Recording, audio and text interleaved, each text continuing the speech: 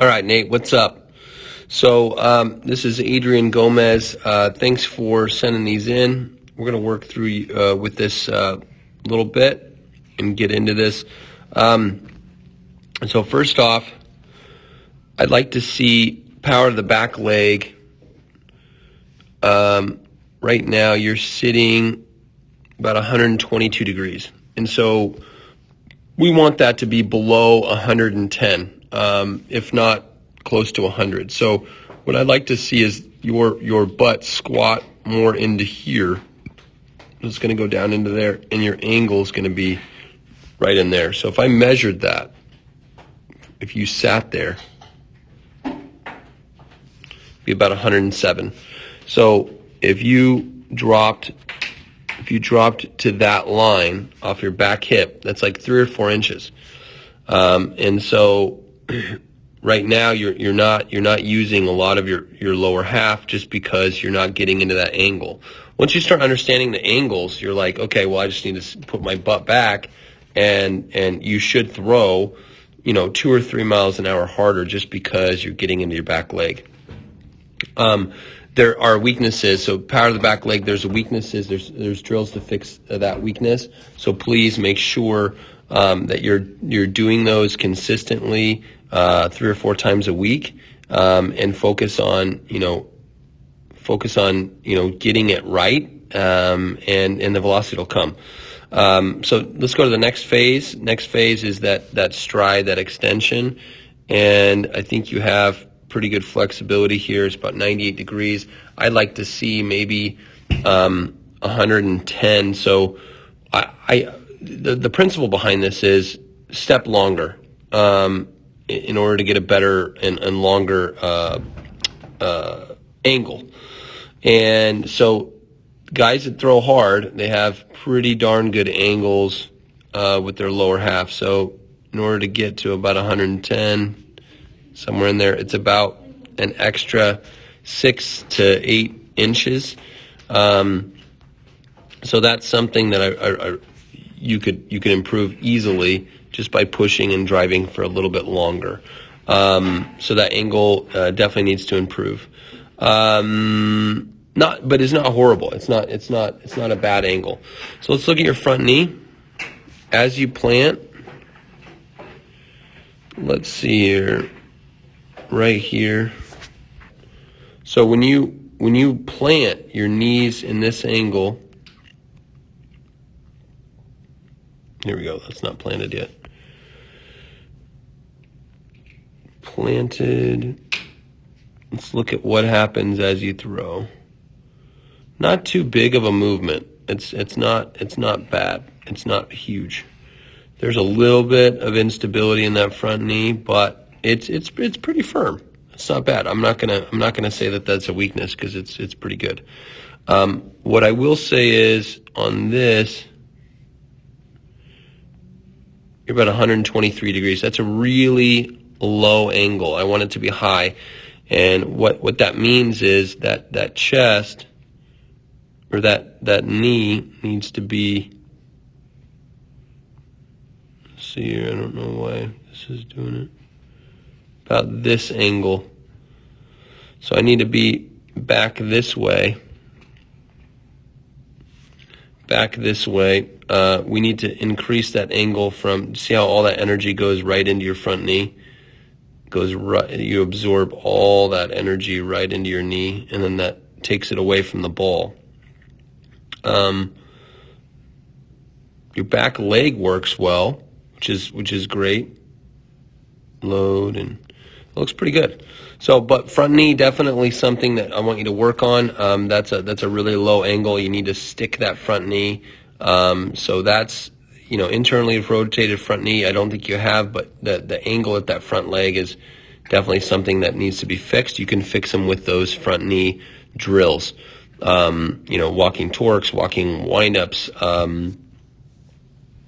It's another one, box 1, box 2. So there's a lot of drills that will help solidify that front leg and increase that angle. So that's a lower body. So now we're going to get into release point. Let's look at release point right here. Release point's right there. Let's see here. You're right outside that front foot. I'd like to see this front knee come back. That chest is going to go through, and then all of a sudden your release point's out here. Your late break movement, all these great things happen outside of that front foot. So there's some huge improvement that are going to come from, that release point is going to change when that front knee comes back. You're just going to be able to drive through that ball better. All right. So release point's fine. We're going to look in stacking, and then we'll get into your front glove. Let's see here. So there's no real stacking going on. So number one, we talked about power to the back leg, so you got to squat better. And then number two, your upper body needs to stay. Let's try to keep that head behind that foot, so as long as you can. So when you come up, there's no real leading right here. We should have your head be back here, where you're pushing your butt out that way, upper body's back, you're squatting into that back leg, and then you're able to drive more with your body and less arm, because your arm is good, it looks good. We just got to make sure that we put your body behind it and make sure you're not throwing it so much with your arm. So stacking, definitely something both lower and upper body that I want you to work on. We're going to look at front glove.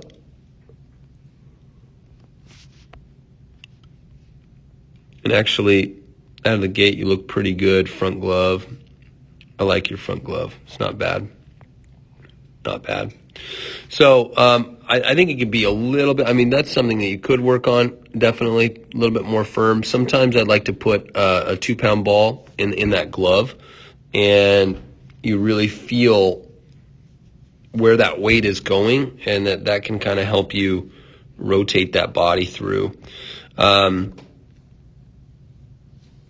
right, let's go on our elbow. We're going to look at high elbow here.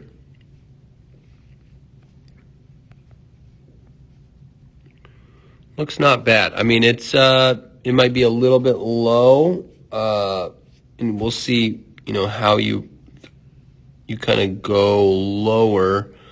Part of the issue is your front knee. Once the front knee solidifies, your elbow's not going to go low. So, but 5 degrees isn't a lot. But you really go outside of that elbow a little bit. And, everybody's arm slot's good. As long as your arm slots, you're feeling good. There's no real issues with your arm, but you really throw almost side, lower 3/4. And that's fine. That's fine. We just gotta put a body behind that, and help support your arm a little bit. So low elbow, not an issue, not a big issue. Let's see here. Okay, we're gonna go into chest extension now. Let's see where your chest extension at release point. I think it looks okay. About 33. So that's something that you can improve on. I'd like to get it about 50, 48, 50. Front knee needs to come back. That we already know that. And then your chest needs to go forward. There's a reciprocal action that happens. And that's going to help you push through more with your body. And solidifying that front knee is really going to help you, get that ball through a little bit better. So chest extension, 33 to 50, 17 degree difference. Really, driving into that front side. I think that's huge.